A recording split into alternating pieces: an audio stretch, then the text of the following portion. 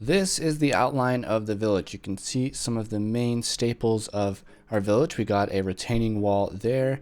We got the starts of a ruined wall going all the way around the village here. And the inspiration for this village is actually Game of Thrones. Yeah, so I recently started rewatching the entirety of it with the launch of the prequel. I wanted to rewatch all 8 seasons, so I just started last night. I watched episode 1, and tonight I'm going to be watching episode 2. So yeah, we shall see. It's going to take me a while to get through it all, but it's a great show, and it's going to be awesome to watch it all again and relive all the moments. Okay, so you can see a rough layout of how we're going to be doing the buildings around here. So in the center there, you have the bell tower, some residential buildings, and then the bathhouse right behind it. And then to the right here, we have the horse stable building, which is going to be right there. And then to the left, we have the farming area. And up front here, I'm not too sure what we're going to do yet. But up at the very top, on the very top of the hill, we're going to have the castle, or just a watchtower of some kind, to which the royalty lives. Alright, so now you can see kind of the layout of the pathways in this village, and that's just highlighted by the stone slabs that I've placed. You can see kind of in the back there, I have a little bit of a switchback kind of area going, and it's just going to go in between the buildings, connect up everywhere. And as you can see here, we have about 2 pathways that connect up to the horse stable, one of which leads directly out of the village into, well, my base. And the other one is just leading back into the village. And then of course we're probably going to have a gate over there. So it's important to have pathways from the horse stables and into and exiting the village, especially with a village this size. Bam, walls. So yeah, now I have thought a little bit about how I want the center of the village to be, because I do want it to also have some unobtainable focus to it as well. And one thing that I was thinking we do is make the centerpiece a bedrock statue once we get our hands on some more bedrock items. So yeah, anyways, I'm going to put this kind of just farm fence in right now. It's not much, but it's a start. We have a bit of a farmland here for wheat. We're not actually going to use this as a functional wheat field. What I was planning on doing is putting a little farmhouse over here and putting a micro wheat farm in the back here, because we now have access to bones and everything from our mob farm there. Now today we're going to actually do a really simple and easy unobtainable. It's one that I've never actually done before. It's pretty insignificant really, but because it is an unobtainable, I wanted to do it. So if we go ahead and upgrade, ta-da! 13W02A. So it's just one snapshot later, but it adds a lot of fun stuff. Now we're going to get into that later, but first, let's do this unobtainable. So to show off this experiment, I think we're going to go right here and we're going to make our first nether display. This is a nether specific kind of unobtainable. So in our nether hub here, we're going to create a display. Now the cool thing about this is these things are powered. Now in updated versions they're not, but this here is very special. So we're going to make a display out of it, and there we go, just like that. So actually I'm going to move it back one more.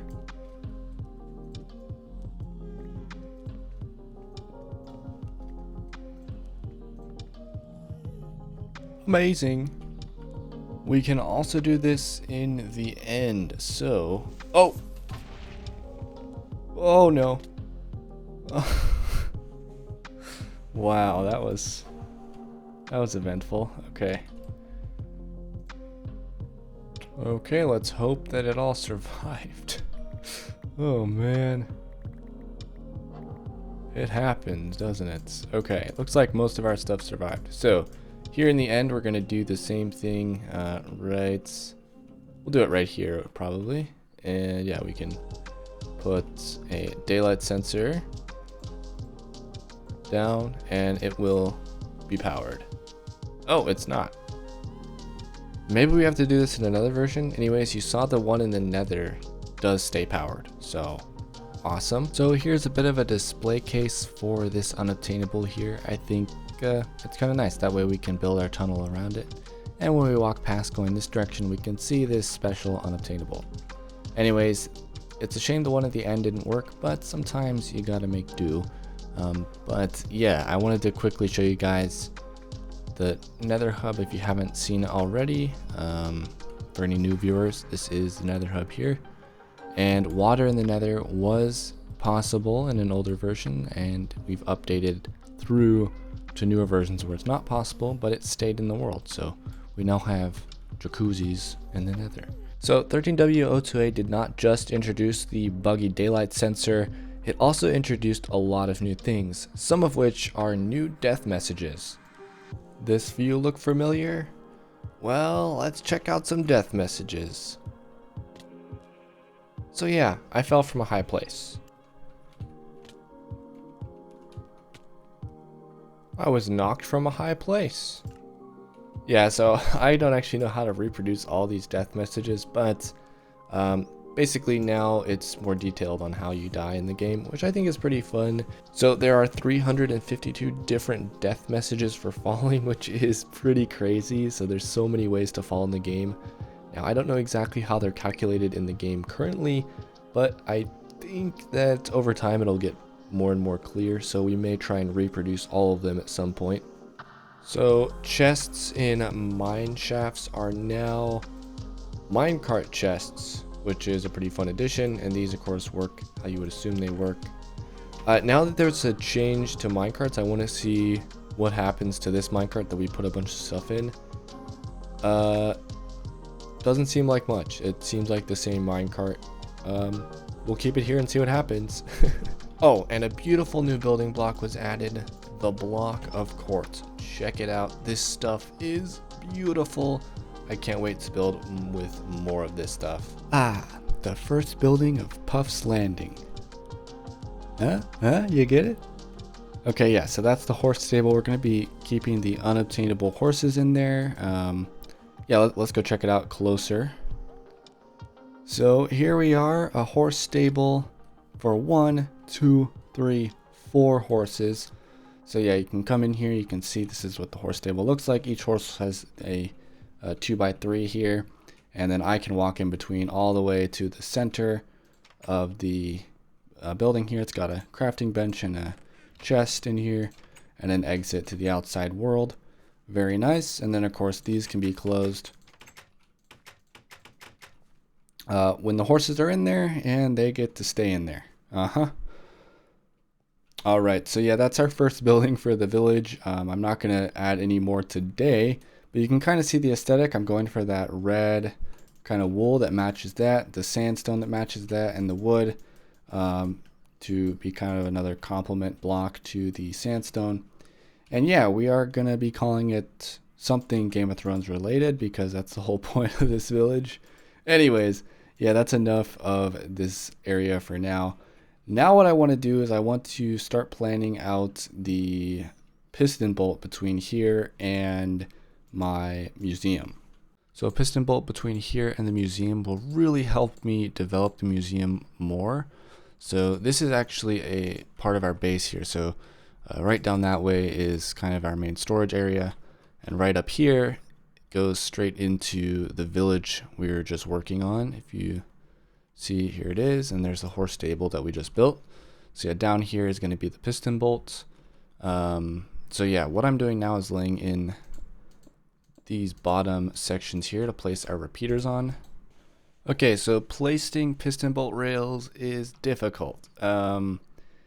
Yeah, so going in this direction, I would have to use power sources to make sure it works properly, but going in this direction is luckily really easy. So all we do is this, and it's fine, just like I was trying to do over there. So to go in this direction, I want to start my piston bolt, say like right here. There's our first one, and then what we're going to do is put a power source here, I believe, and here, and then just alternate.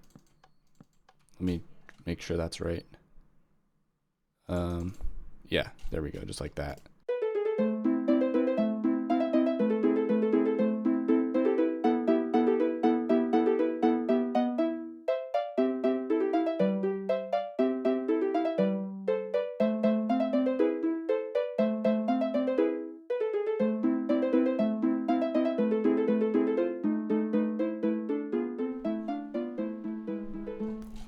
Okay, we're gonna have to make an entrance to this thing, but let's test it out. Alright, we got a button here. Beautiful. Okay, so we put a minecart here, sit in the minecart, press the button. Man, it works. Okay. So I think we have to change this rail to a powered rail, unfortunately. Yep, okay, that works. Perfect.